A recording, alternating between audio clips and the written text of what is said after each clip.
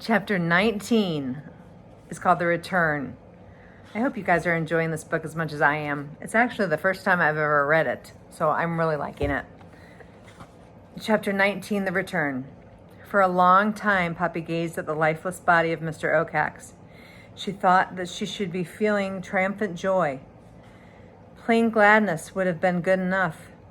Somewhere she did feel pride, but small as it was buried deep.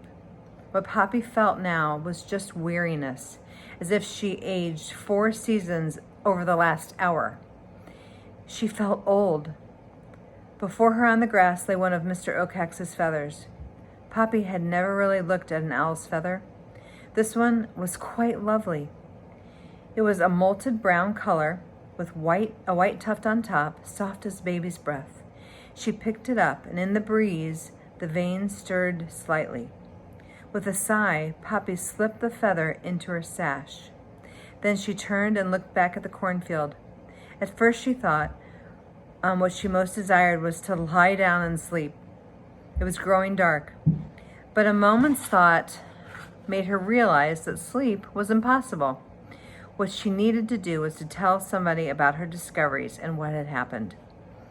She crossed the dirt road and moved along the edge of the forest. There was enough of the porcupine's lingering scent for Poppy to find a trail that Aerith had used to go from his home to the field, and for once it made her smile warmly. She was grateful for the old fellow's stink.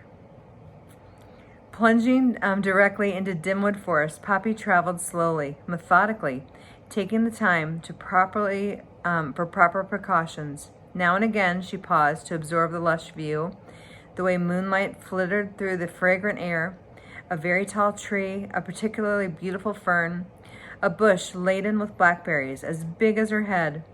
When Poppy reached Aerith's log, she paused long enough to contemplate Mr. Oakhax's now abandoned snag. Who, she wondered, would live in it now? Aerith, she called into the log from the entryway. Aerith, are you home? In response, there was some scratching and snorting from deep within. Is that you, Aerith? Who the snail squirt is that? Came a growly reply. Can't a creature have any privacy around here? Beat it unless you want to eat a quill sandwich. Aerith, it's me. It's Poppy. Who? Don't you remember? Poppy. Poppy, came the echo. With more enthusiasm than before, a great rattling and shuffling could be heard. Then Aerith's grisly flat face loomed out of the darkness. Is that really you, girl? Where is it? Where is what? The salt! Did you bring the salt? He has one thing on his mind, doesn't he? Aerith, it's about Mr. Oakhax. I don't care about that jerk of an owl. Where's the salt you promised me? It's there. It's by Newhouse. It's all broken up on the ground. On the ground? Aerith shrieked. What's it doing there? Aerith, I couldn't carry it. And besides, on the ground? Great snail swoggle. It'll melt to nothing on the ground. The porcupine came barreling by so fast, Poppy's head had to leap aside. Not Poppy's head. Poppy had to leap aside. Sorry.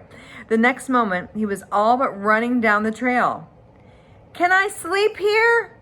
Poppy called after him. Can't stop to talk, Aerith called back. And indeed, he was gone. Poppy stepped into the log, laid down, and was asleep at once. She was probably absolutely exhausted. What do you think?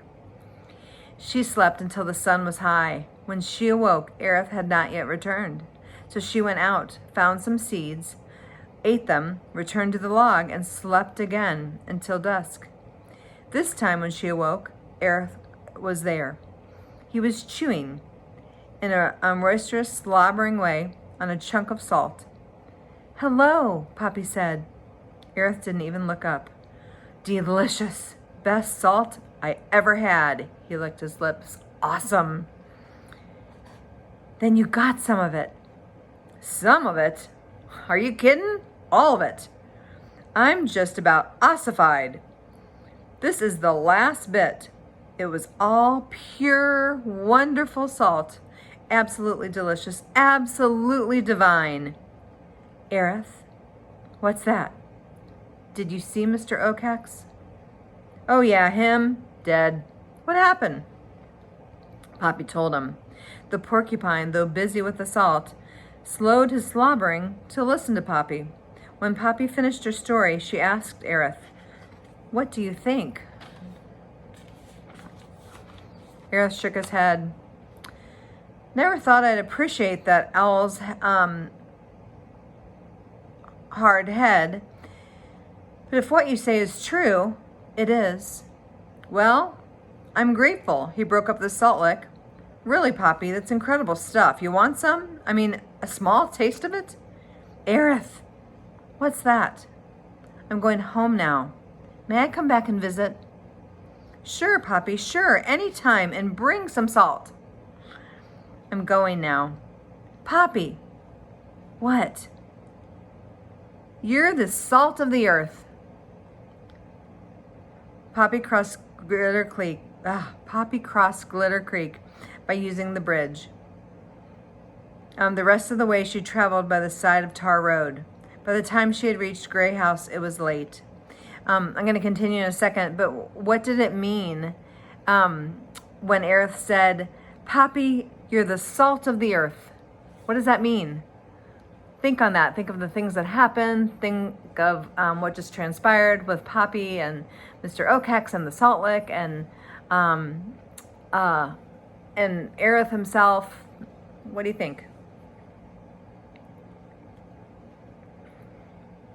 Maybe talk to your mom or your dad. Hopefully you can ask one of them that's near you. What does you're the salt of the earth mean? We'll talk about that hopefully when we see each other back at school. Okay, here I'm going to continue. Okay, by the time she reached Gray House, it was late. The first thing she noticed was that the red flag was flying. She climbed the porch steps slowly. Instead of going right inside, she took a peek in. The entire family was gathered in the front parlor. Longwort stood atop of an old straw hat, apparently in the middle of a speech. And so, dear friends, we will have to break up the family. Yes, disperse, go our separate ways. I'm going to show this picture real quick, and I'll continue.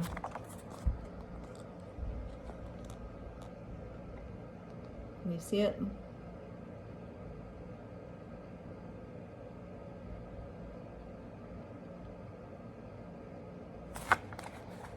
Right, Longmont was saying, we'll have to go our separate ways.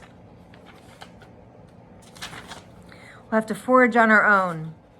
There's insufficient food for us here. But first, I wish to engage you in a brief memorial tribute to our full family. Which, Poppy? Poppy? Is that you, Poppy? She stepped inside, and all the mice turned to stare. Poppy gazed at them evenly. Then she pulled the feather, Mr. Okax's feather, from her sash and held it aloft for all to see. Mr. Okax is dead, she said solemnly. And I can tell you that Newhouse is right next to a big field of corn that has enough to feed us all forever and ever and ever. Ah, Poppy, Longmort cried triumphantly. Didn't I say that if you listened to my advice, all would be well? That's funny. Okay, here's, this is a double picture. I'll show it to you, and then I'll try to go in closer and let you see it.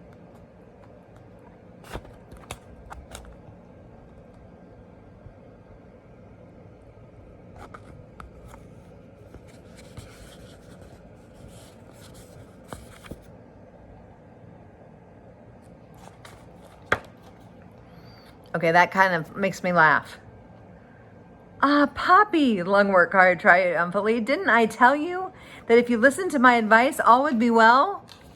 What's going through your mind right now? All right, the last chapter is next.